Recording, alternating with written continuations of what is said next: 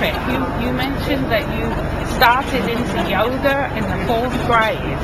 Yeah. Right? Yoga as exercise or yoga as... Initially, yes, as exercise, Okay. but then I started eventually around, particularly around 7th, 8th grade, I started getting into pranayama and the actual meditating. Okay, in the 7th grade. Okay, did Yeah. anybody show you this? You read a book, or how did you Well, get into that?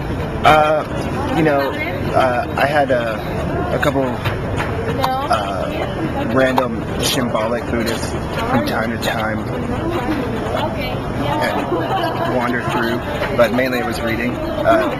Loved the junior high and high school library. Yeah. Do you still And the practice this? Really and truly not. No? Okay. Would you consider yourself to be a good person, Patrick?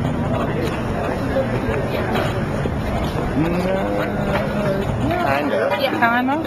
Yeah. Okay. Have you heard of the 10 Commandments?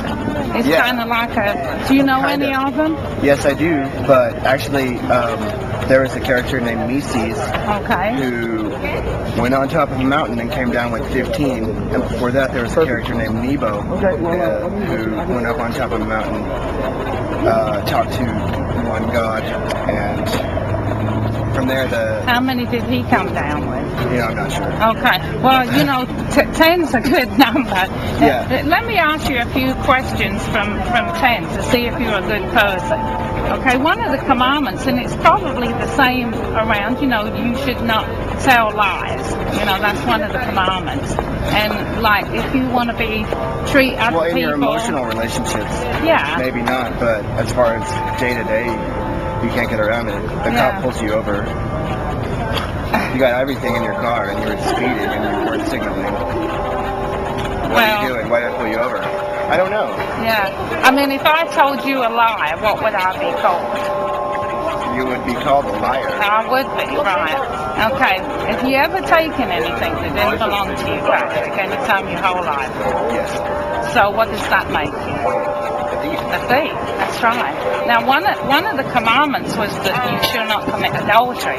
You're probably not married, so you haven't committed adultery. But Jesus said that if you so much as look with lust at someone, you've committed adultery with them already in your heart. So on this campus, have you ever looked with lust? Certainly. Yeah. Of course, yeah. Thanks for your honesty.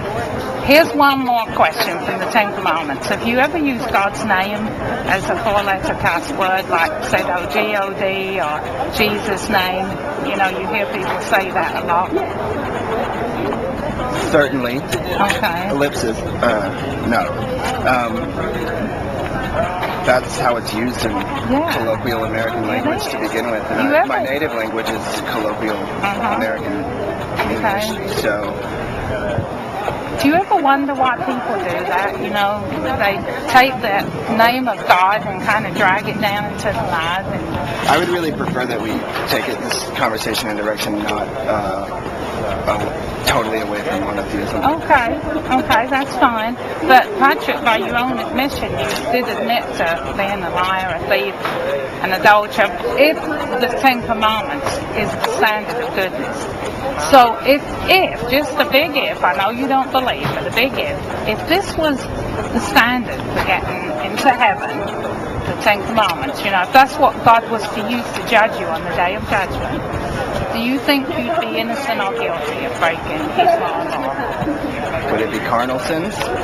No, just by the 4 that we've asked you. There's another 6, but we're not going to go to those for the sake of time. You think you'd be innocent or guilty? Well, I've already said it. Yeah, you've already said. So do you think if this was the standard, would you end up in heaven or hell? But it's not the standard I believe in. I know you don't believe in it. I know you don't believe, but I'm just saying if this was the standard.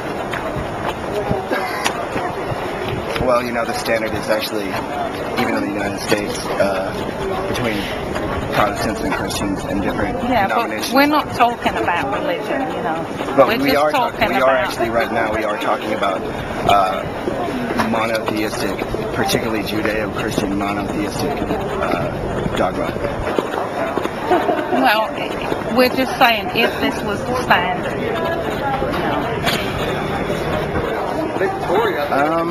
Well, my thoughts on St. Peter, he's actually a pretty interesting character, just like St. Joseph.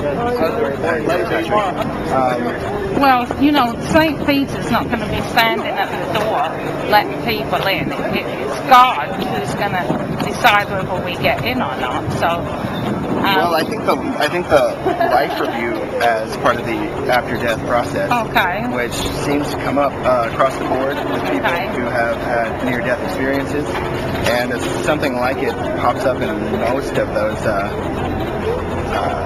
religions of the world. I really don't steal anymore, and as far as adultery goes,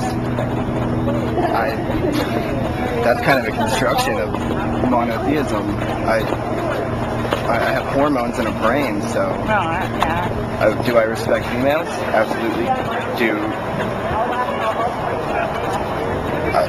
I don't see a heck of a lot of validity in adultery for a non-married person. The emotional damage it does to a spouse is tremendous. So that's bad. Well, of course, the Bible does say that all liars, thieves, adulterers, blasphemers will have their place in the lake of fire. That's according to the Bible. Now, well, I think Lucifer, in the sense of an archangel who, according to the book of Job, apparently has access to the, I guess you call it court of heaven. Okay. What does that even mean about? Well, he's not in hell. The devil's not in hell. So if hell is a place where those who don't adhere to the Ten Commandments go, why is it bad? Well, Jesus said it was a place of eternal suffering and torment. And do you know what God did so you wouldn't have to go to hell? Which organization are you with? Is this a university organization or is this your own? Well, let's no, go back. No, I'm asking you right now. Are you with a theistic organization conducting this documentary? I'm not in any organization. What? Okay. The person who is videotaping it and orchestrating this documentary. Okay, we're just doing it for ourselves. Okay. I'm a student at a Bible college, and so I'm just doing it for practice. And we don't have to use you. No, you can use me. I just adhering to the social science method. Yeah, we're just trying to get different opinions from different people. Okay. And the fact is, a lot of people don't believe in God. They don't believe in hell or heaven. Well, and that's their prerogative. I disagree. Yeah. I'm not saying that I don't believe in a higher power. I'm not saying that I don't believe in karmic or spiritual growth. Okay. I'm not saying that if you are in a committed emotional relationship with a spouse, especially after you have children, that if you are not unfaithful to them, it's not bad. I'm saying that some of the universal truths that have been narrowed down and openly plagiarized by the Hebrews, I think we were given as Judeo-Christian monotheists in the Western world, we kind of got the short end of the stick. So I have a lot of personal. I don't know. I mean, I just think it's so incredibly stifling. The idea of original sin, the idea of the concept of blasphemy. How can you grow religiously if you don't ask questions? And then you look at not only Roman Catholic, but a lot of the Protestant denominations' approaches to, well, those are natural questions and it's good to grow, but I think it's really tremendously threatening, and to human growth in general. So, Well, imagine if you had an ant farm, and you had an ant farm, and you took care of all these little ants, and then you decided you was going to take them out and put them in another one. All of a sudden, these ants shook their fist at you and called you names, and how dare you do this to us? I mean, you would just squash them, right? And see, God could squash us at any time because God's angry with us for sinning against Him. But do you know what He did? But see, that's where your definition of God and mine, I think, that's essentially different. Do you know what God did?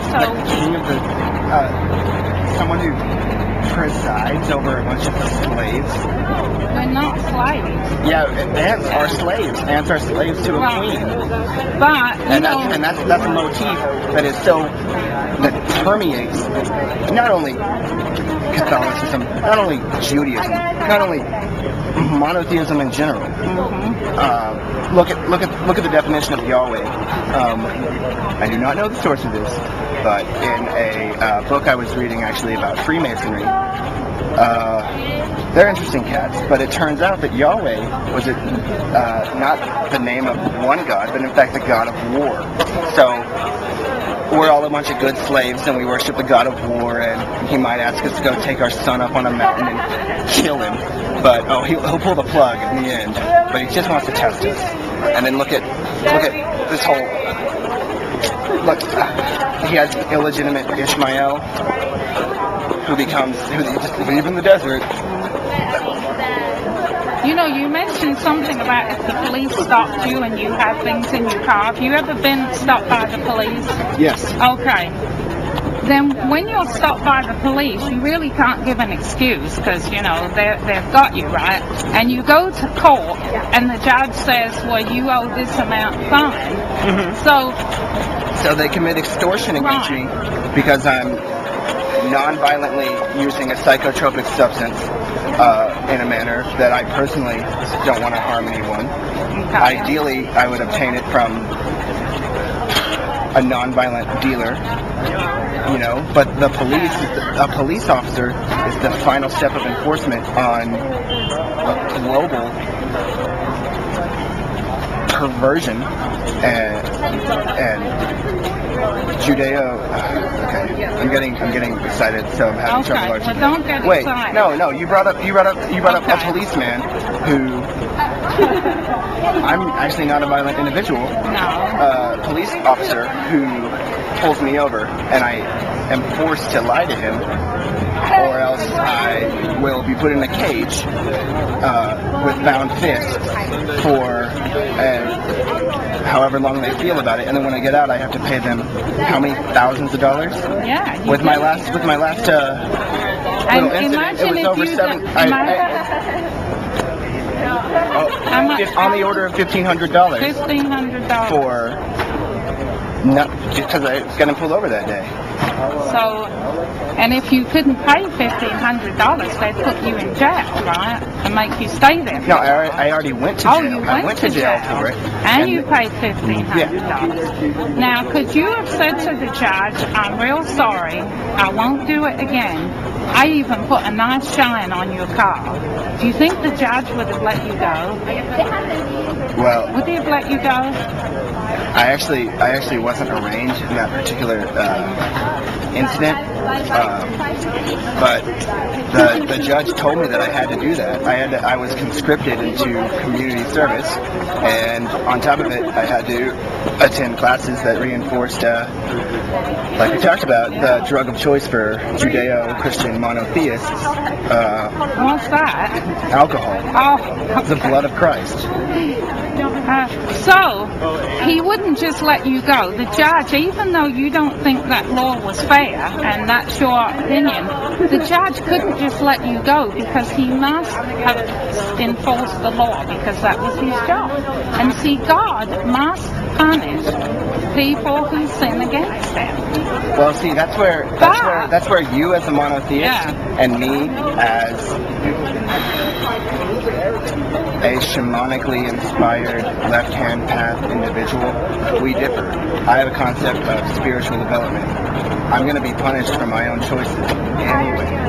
If I'm alive with hate, then I'm going to be a miserable person. And that's how it is.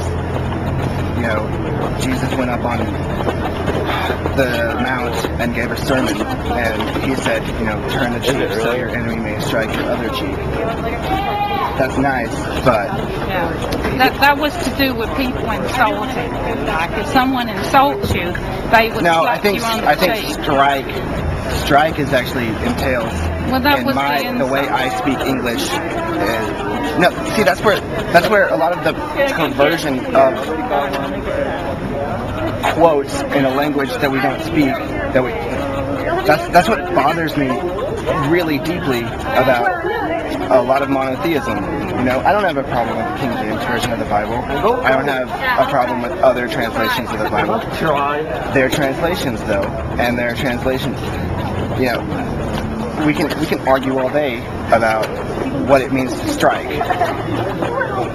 Okay, I think you have an actually very concise argument you're trying to make, and I'm arguing with you on all of them, so I look scatterbrained.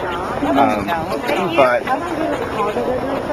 it's just monotheism in general, the motif of slavery. You know, you, maybe without thinking about it, you brought up all these ants who are essentially clones of some queen, and then they make me mad because I steal their sugar, and I'm this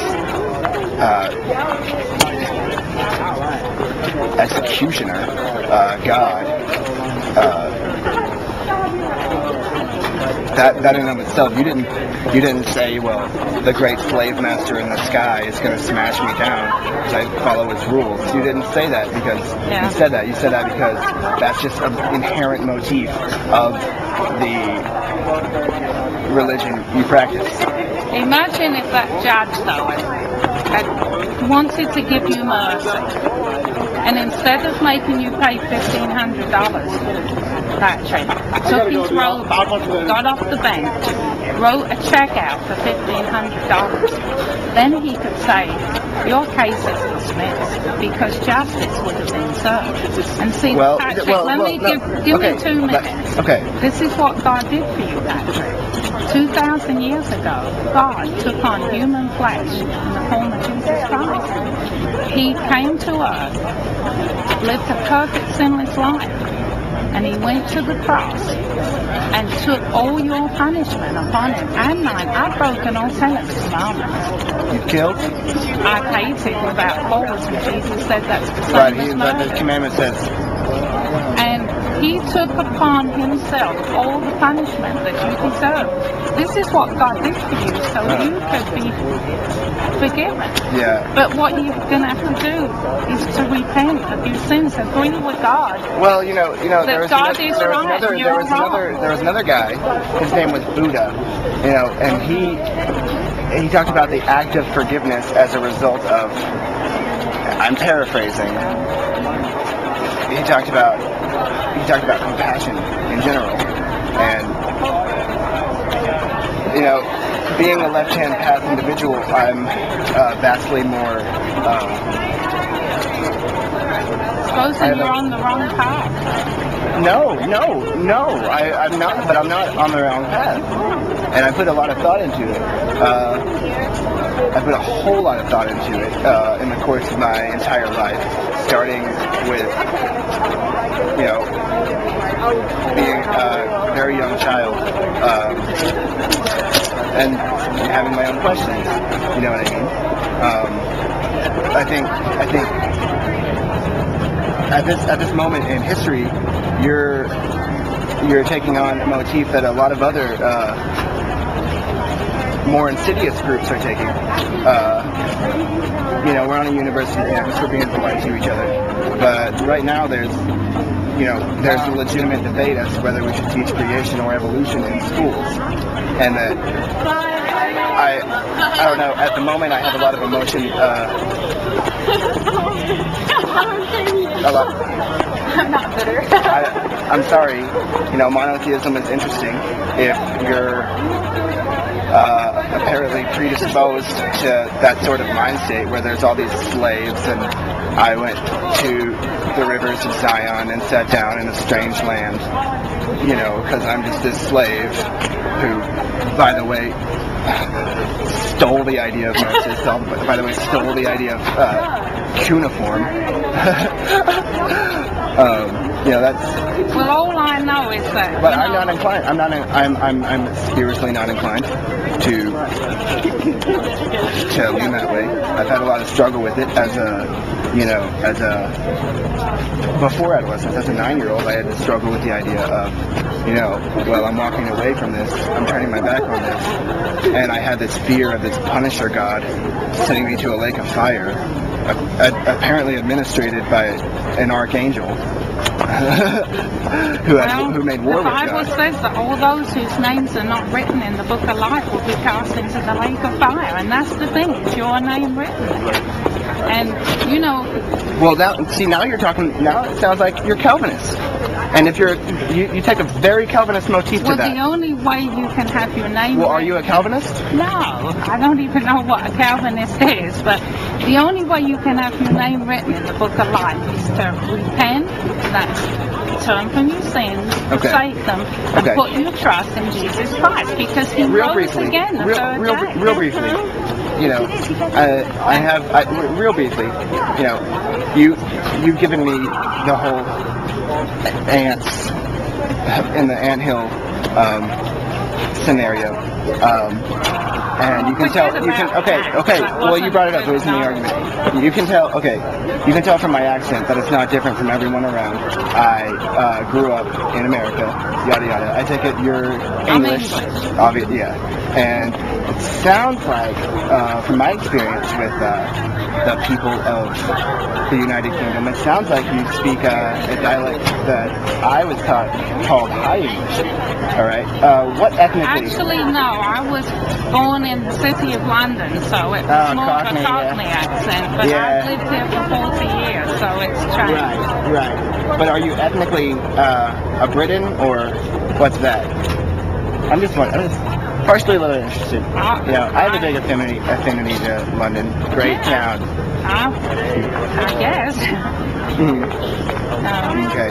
Well, never mind. I was hoping that you would say. But I didn't grow up going to church. So, I'm with glad. any kind of religious background. My grandmother was actually, by choice, converted to Catholicism because she was apparently inclined to that sort of right-hand path direction, and that's cool. I don't steal anymore because I follow the social compact, and it's not good to steal, and I've been stolen from, and blah, blah, blah. But that's because of my spiritual development. It's not because Jesus told me I couldn't. Well, what sins 10 years ago are still sins, because time doesn't forgive sins. If I robbed a bank and it took them 10 years to find me, I would still have to. Yeah, but in your own spiritual path, if you robbed a bank and taking the rap, that's great. Have fun getting tied up in a cage, getting beaten down every day by maybe a mentally retarded adult who's going to be your roommate for a couple of years. That sucks. Yeah. But the only reason we come out and talk to people is because we care. Right. We really do. And that's my motivation to come out and put people on.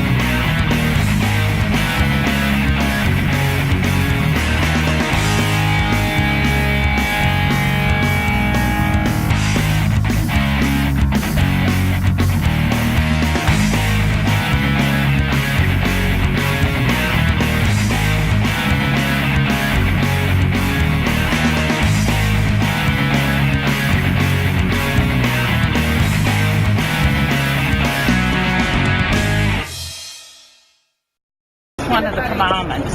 And like, if you want to treat other Well, in people, your emotional relationships, yeah, maybe not, but as far as day to day, you can't get around it. The Yeah. cop pulls you over. You got everything in your car, and you were speeding, and you weren't signaling.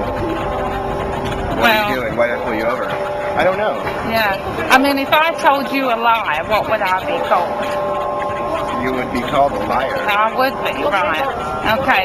Have you ever taken anything that didn't belong to you, Patrick, any time your whole life? Yes. So what does that make you?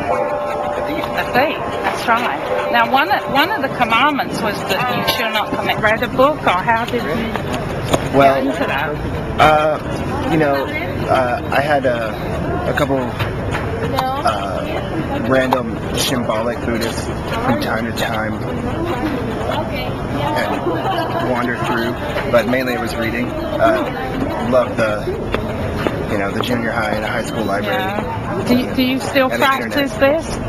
Really and truly not. No? Okay. Would you consider yourself to be a good person, Patrick?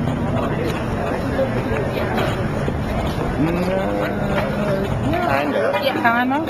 Yeah. Okay. Have you heard of the Ten Commandments? It's Yeah. kind of like do you know Kinda. any of them? Yes, I do, but actually, there was a character named Mises Okay. who went on top of a mountain and came down with 15. And before that, there was a character named Nebo who went up on top of a mountain, talked to one god, and from there, How many did he come down with? I'm not sure. Okay. Well, 10's a good number. Yeah. Let me ask you a few questions from 10 to see if you're a good person. Okay, one of the commandments, and it's probably the same around, you should not tell lies. That's